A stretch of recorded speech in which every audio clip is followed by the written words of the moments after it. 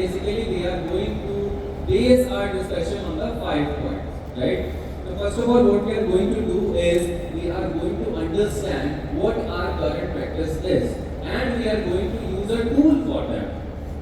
Thereafter, what we are going to do is we are comparing it with a new practice or the ideal practice that we want to make. So this is number one. Second, we will be talking about various firms around the world who are making their brand in different aspects, different roles altogether, and you will be amazed to see how different brands have been made. And then we will talk about various emerging areas which are there, and we will see, okay, which are the things which are going to be there for our next gen practice. And fourth, which is very close to my heart, we are going to talk about embracing the technology and how we can be ready for the next gen future and make our practice next generation.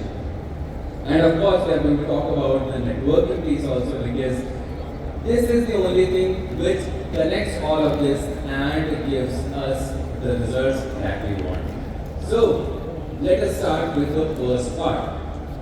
This is actually business model canvas, and this is being used by the top businesses, the startups, various firms around the world to understand what their business is actually doing. And it is our practice, it has its revenue, it has its expenses, it is very much a business, right?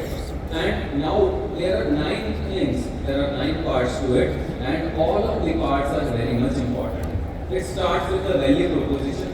Of course, it is the most important thing which makes your firm different from the others.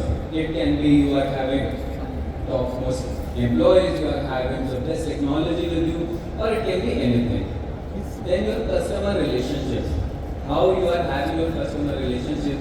It is offline, online, or how you are building them. It is with the new people, old people, young people. So that understanding. Then channels, how you are connecting with them. Customer segments, very important. So you are taking care of the individuals only, you are taking care of MNCs, you are taking care of the smaller MSMEs, you are taking care of startups. So you have to fill your customer segments here. Then the revenue streams. So I am doing ITR, my revenue is from ITR or audit, bank audits, accounting, what it is and what is the revenue from all of these services. So basically this is the analysis of our firm which is standing right now. Cost structure, where we are spending our money, right? On different things, on employees, on the software. And you will be amazed to know that how less we spend on the software and the technology. Then key partners, are there some company secretaries, some other CA firms whom we are partnering with? What are the key activities and what are the key resources? So these 9 things we have to plot, and thereafter, then the magic begins. You see what your firm is all about. And then you think about your benchmark firm, maybe the best firm in your city, in your state, in the country, and try to map what they are having and see the difference. Either they are having new customer segments, or they are having great partnerships, or they are having new revenue streams, or they are having unique value propositions, or they are doing some of the key activities which you are not doing. So this is the very basic step to assess what our current firm is and what is the firm that we want to build. So this is a very basic analysis. And of course, this is one of the sample business model canvas for consulting practice which you can utilize. So this is basically a to-do for all of us while we go back to our work. Now, of course, we have understood about the business model canvas, and we are going to discuss now about those things which are different, which are not within our firm. And we are going to discuss about certain firms. You will be amazed to know these firms actually are focusing on very niche areas, and still they are one of the best firms. So first of all is A&M Techs. This firm does nothing but tax, only tax. So this firm actually takes care of 50 plus countries taxation only. So whether it be Dubai, whether it be US, India, France, so it is only into the tax compliances. So this is the kind of firm we want to build. Yes, we are specializing in this area and we are the biggest. We are the best in this.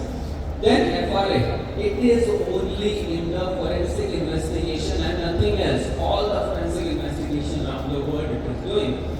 So, building a niche in the area, in a very specific area, and that niche is what we will discover thereafter.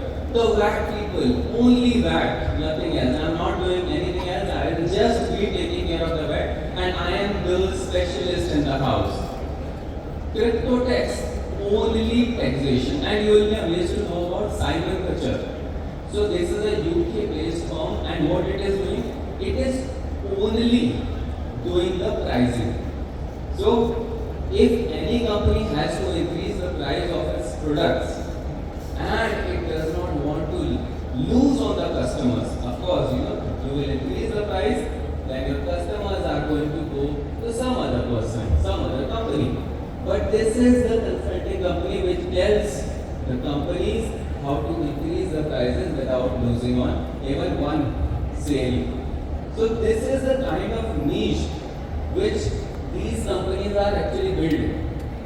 And if you talk about India, India also has these niche businesses, these niche firms, and they have started calling them as those niche firms. So look at Globant company, they are calling themselves specialists to growing business.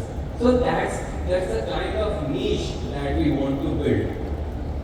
Okay, now in which areas we want to build that niche?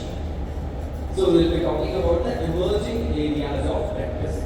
And what are those emerging areas? First of all, my very favorite is startups. Of course, in India there is a culture which is building around the startups. We are seeing a lot of new startups which are outside this arena, right? We have met any auditor and a lot of different startups which are working in different domains and helping these startups from the very beginning. Because these startups are going to be in IPO once someday if they are successful, right? So from the very beginning, and there is a lot of work which we can do there. So from the cost accounting bit, from telling them, okay, what should be the price of the product, how much money you have to allocate to marketing, to technology, how you are going to make their pitch deck presentations, because they are going to present themselves to various investors, how the valuation is going to happen, and the complete hand-holding from the ideation stage till your IPO and thereafter also. So it is a very emerging area and it is a promising area also, and for this we have to be tech-enabled, and which we will be talking on later on. Then virtual CFO services. This is again a budding area where people are working big time. How? Because if you are CFO of one company, you are going to charge more. But if you are CFO of multiple companies, you are CFO of one, and Tuesday, Wednesday, you are working for another. So this is the virtual CFO services which is really budding nowadays. And this is primarily in the startups and the companies which understand the importance of these services. So basically there is a finance function, but you are leading them, you are giving them command, okay, we have to understand what are the performance evaluation, we have to do the investment decision, we have to do reporting, compliance. So basically these things can be our niche. And this is the differentiator that I was talking about in the beginning.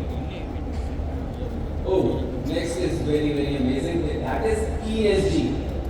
And it is budding in India, but it is actually out of our country. There is a huge demand for ESG thing.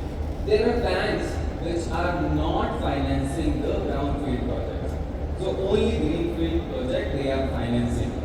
So ESG can be that area in which we can actually build our practice in a quick time. Not only serving the people, not only serving the companies in India, but around the world. So this is the data basically how big this market is and what is ESG. We already know environment, social and governance, right? And of course it ranges from the ESG reporting to the ESG rating to the ESG investing and it is going to be the real big thing. So this is going to be the future generation practice. Why? Because the Gen Z and Gen Alpha, the new generations are actually very much concerned about the climate, and there is going to be a lot of reporting, lot of compliance, lot of investing on the ESG, and it has started not only in our country but around the world.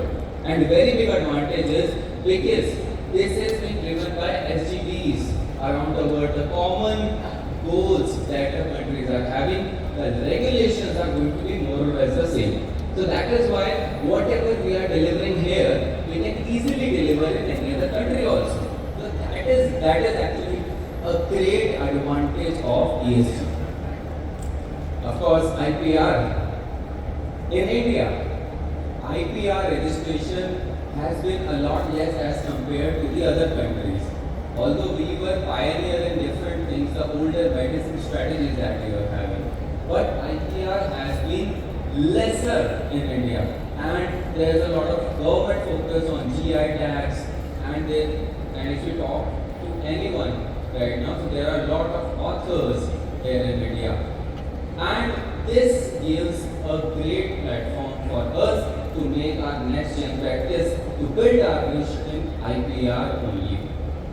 Why? Because this is not a practice which is in India, but it is around the world. So you are filing not only your IPR claim in India, but maybe in US, maybe in Canada, where some other company you IFSC, and the compliance bit is more or less the same, but the work style is different with the IFSC, and which require us to be more tech friendly, and which we'll be talking about in just a while.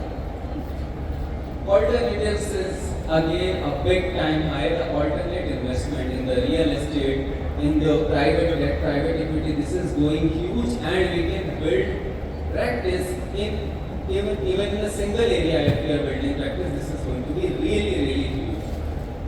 And my very favorite DPDP Act. This is data protection law.